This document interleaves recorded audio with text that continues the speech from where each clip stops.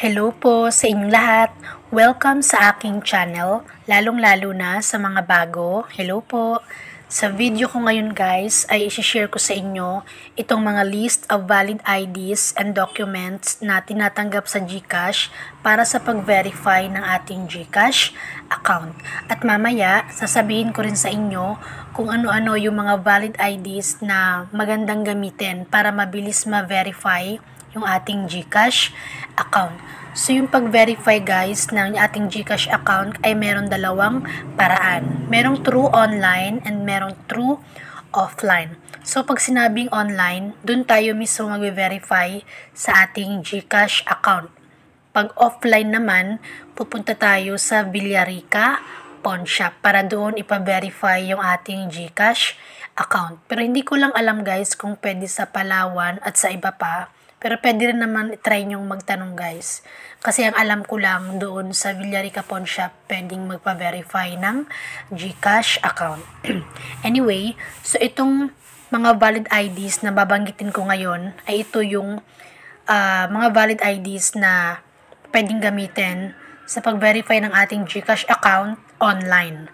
So, doon mismo sa GCash account natin tayo mag-verify. Ulitin ko, online po ito.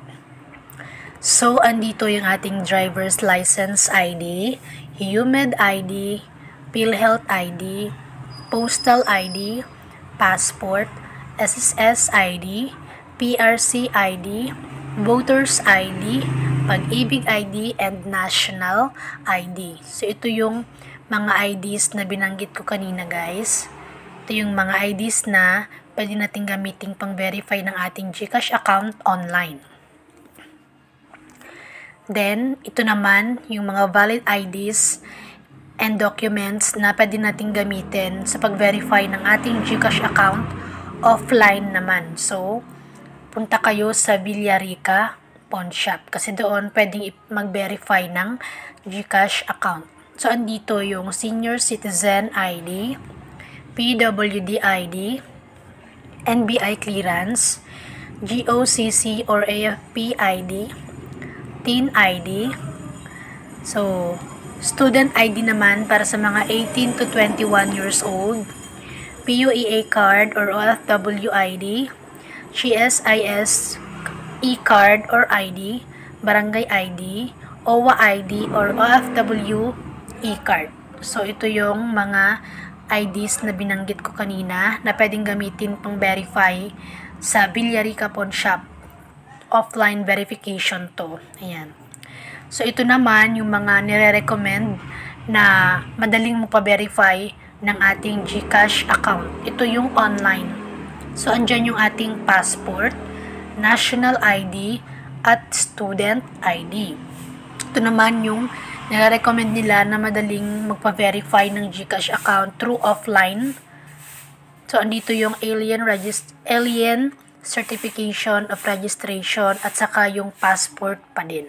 So, yung passport talaga guys. Kung meron kayong passport na lang yung gamitin yung pang-verify ng inyong GCash account. Kasi, malaki yung percent na madali lang ma-verify yung inyong ginawang GCash account. Ayan. Ito yung nire-recommend nila guys. So, mapa-online man or offline, itong passport talaga at saka yung alien certification of registration. So, ito yung mga IDs na nire-recommend ni GCash para madaling ma-verify yung inyong GCash account. So, andito yung UMED ID, National ID, Driver's License, PhilHealth ID, SSS ID, Passport, Alien or Immigrant Certificate of Registration, Voters ID, Pag-ibig ID, Postal ID, at saka PRC ID. So, ako guys, nung binarify ko yung aking GCash account, UMED ID yung ginamit ko at madali lang din akong na-verify. Ayan. Then, kung passport naman yung gagamitin nyo, ito lang guys yung picturean nyo. Itong bio page ng inyong passport at yan lang yung isubmit nyo sa pag-verify. Make sure na yung pag-picture nyo dapat clear and readable siya. So, dapat malinaw at nababasa yung mga sulat na nandyan. Pati yung picture nyo, dapat klaro yung mukha nyo. Then, number 2, holographic stamp is visible. Dapat klaro din yung holographic stamp dyan sa ating bandang picture. Yan yung number 2. Then yung number 3, not crop. So, dapat yung pag-picture nyo, buo ito, buo. Hindi yung na-crop dito. Kasi ito yung number 5, yung expiration ng passport. Dapat makita yan. So, dapat buo nyo itong mapicturan. Yan. Then, number 4, well lit. Dapat maayos yung pagkakapicture. Hindi tabingi, hindi nakatingala. Maayos. Focus sa camera. Then, dapat yung inyong passport, hindi pa siya expired. So, halimbawa, ngayon, 2024. So, dapat, mga 2024 onwards pa mag-expire yung inyong passport. Kasi kung 2023 pa nag-expire yung inyong passport, tapos, yan yung ginamit nyo na pang-verify sa inyong GCash account, hindi kayo mabe-verify kasi expired na yung inyong passport. Magtataka si GCash, bakit expired yung passport nyo? So, hindi kayo be-verify. Then, number 6, dapat hindi photocopy ng passport yung gagamitin nyo. Yung passport mismo, guys, picturean nyo. Hindi yung photocopy lang ng passport nyo. Okay? And then, dapat yung dun sa pagpirma nyo ng mga details, dun sa pag-verify ng GCash, dapat tama siya, kompleto, at pati yung spelling, tama din guys. Kasi maselan din yung si GCash. Dapat tama, pati yung spelling tama, pati yung word, hindi kulang, hindi rin sobra. And then, dapat kung ano yung mga informations guys na nilagay nyo dito, dapat mag-match sila dito. So, kung ano yung address nyo dito sa ID, dapat yun din yung address na ilalagay nyo dito. So, for example, dito sa ID nyo, dito sa UMed ID nyo, yung address nyo dito is yung dati nyong inuupahan. Tapos, ngayon, lumipat na kayong inuupahan, so iba na yung address mo. So, ang gagawin mo yan guys, kayahin mo lang yung address na nakalagay dito sa valid ID mo. Kasi for verification lang naman yan eh. Kasi kung yung present address mo yung ilalagay mo dito, tapos yung address mo sa ID mo yung dati mo pang inuupahan, hindi ka talaga mabe-verify niyan guys. Kasi magtataka sa GCash, bakit magkaiba yung address? Hindi sila nag-match. So, yun na lang yung gagawin mo.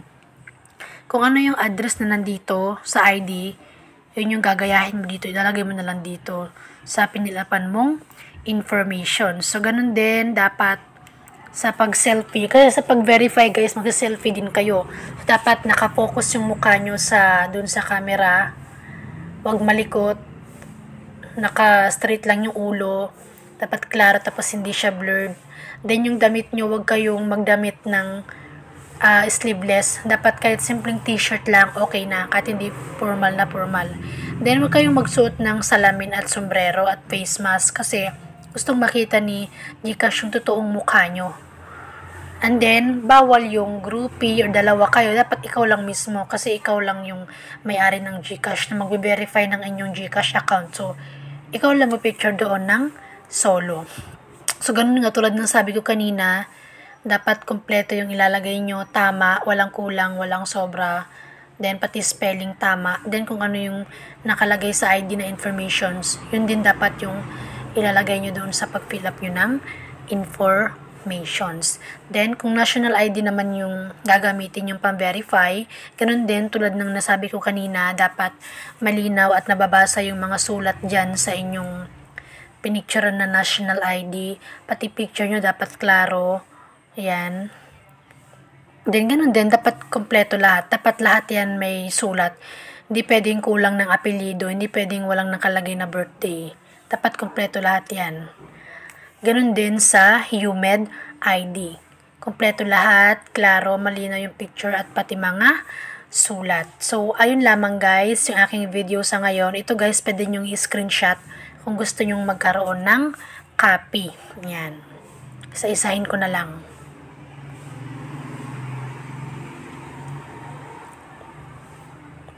Yan. Kasi medyo masela ng GCash ngayon guys. Dapat walang mali talaga. Tama lahat. Mga informations na ilalagay natin. So, ito yung mga valid IDs na madaling mo pa-verify sa ating GCash account. So, ito yung mga IDs na pwede natin gamitin sa pag-verify ng ating GCash account offline sa Villarica Pawn Shop. Then, ito naman yung sa online na pag-verify. Ayan. Anyway, ayun lamang guys, yung aking video sa ngayon. Sana after nyo ito mapanood, ay nagkaroon kayo ng idea tungkol dito sa i-share ko ngayon sa inyo. At kung meron kayong mga katanungan guys, ay i-comment nyo na lang sa baba.